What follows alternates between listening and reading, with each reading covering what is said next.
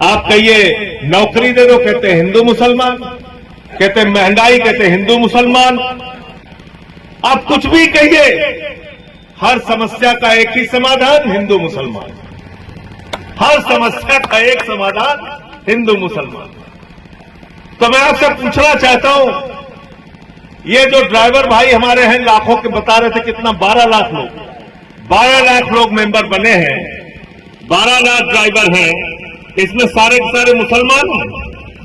सबके सब मुसलमान है क्या? हिंदू है नहीं है इसमें? कितने परसेंट होंगे? 90% से तो ज्यादा होंगे।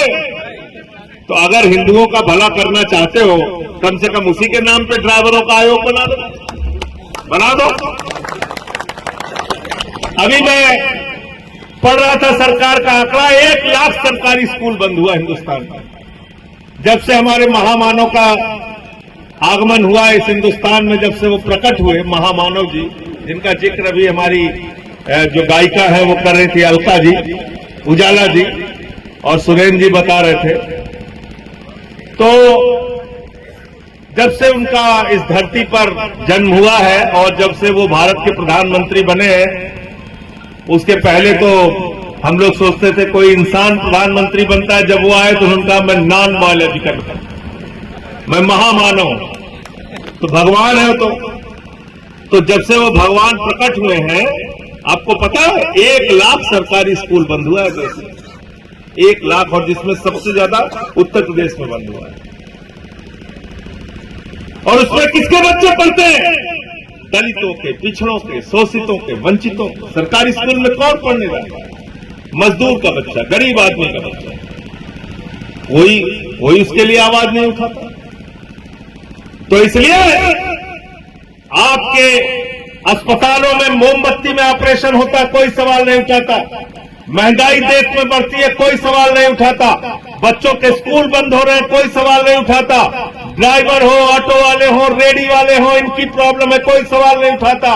और जो लोग ये नारा लगाते हैं, जिस हिंदू का खून न खौला खून नहीं वो पानी है, मैं उन सब से कहना चाहता हूं, मेरा भी खून बहुत खौलता है। जिस आरएसएस, विश्व हिंदू परिषद और बजरंग दल वालों के अंदर हिम्मत है, आओ हमारे साथ मिलके।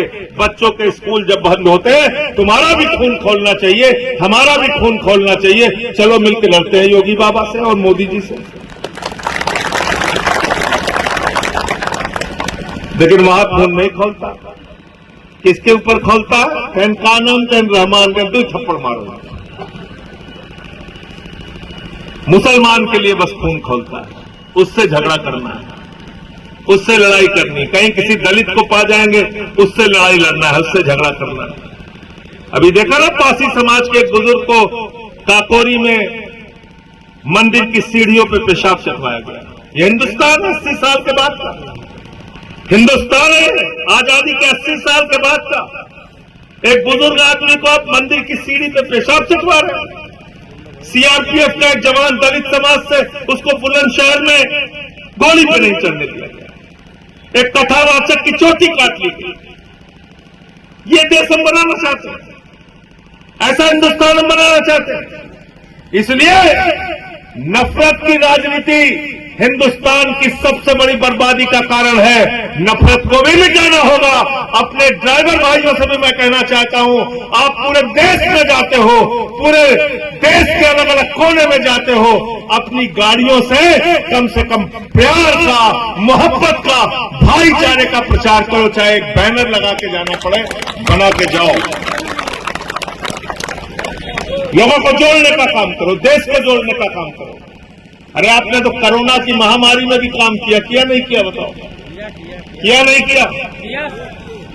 उसमें भी जान गई ड्राइवरों की। कौन लोग जाते थे सामान पहुंचाने के लिए, एक जिले से दूसरे जिले, एक प्रांत से दूसरे प्रांत, अनाज पहुंचाने जाते थे, आटा दाल चावल पहुंचाने जाते थे। कौन जाता था? यही हमारे ड्राइवर भाई जाते थे। मरीजों को पहुंचाने का काम किया।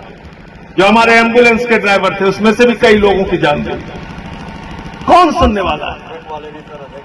ट्रक वाले गए, बहुत सारे लोग, उनकी जान गई, कोई पूछने वाला नहीं। इसलिए अपने मुद्दों पर इकट्ठा होइए। ये नफरती चिंतुओं से सावधान हो जाइए। इनका नाम मैंने रख दिया है ममीरे का सुरमा। देखे यार यहां सब जगह उमा क्या लिखा रहता है, नक्कालों से, नक्कालों से, तो इनसे सावधान रहिए। ये ऐसे लोग हैं आपके समाज को सिर्फ और सिर्फ दूषित करने का काम करेंगे, प्रदूषित करने का काम करेंगे। लेकिन हम सब लोगों को मिलके एक ऐसा हिंदुस्तान बनाना है, एक ऐसा भारत बनाना है जिसमें बाबा साहब की लिखी हुई बातें और हमारे संविधान की जो गारंटी है वो गारंटी जमीन पे सच होनी चाहिए। और उस गारंटी का नाम है सम्मान के साथ जिंदगी जीने की, सम्मान के साथ जिंदगी जीने की। और इसलिए मैं भाई सुरेश जी के साथ, आप सबके साथ हर लड़ाई में कंधे से कंधा मिलाकर साथ में रहूंगा। अपने संगठन को आप मजबूत कीजिए। कह रहे 15 मार्च को शायद कोई आंदोलन सिंघू बॉर्डर पर रखा जाएगा। अगर उसमें मुझे समय पर सूचना मिली, पूर्व निर्धारित कोई कार्यक्रम हमारा नहीं होगा, तो 15 मार्च को आपके साथ सड़क के आंदोलन में भी शामिल रहूंगा। बहुत बहुत शुक्रिया, बहुत बहुत धन्यवाद।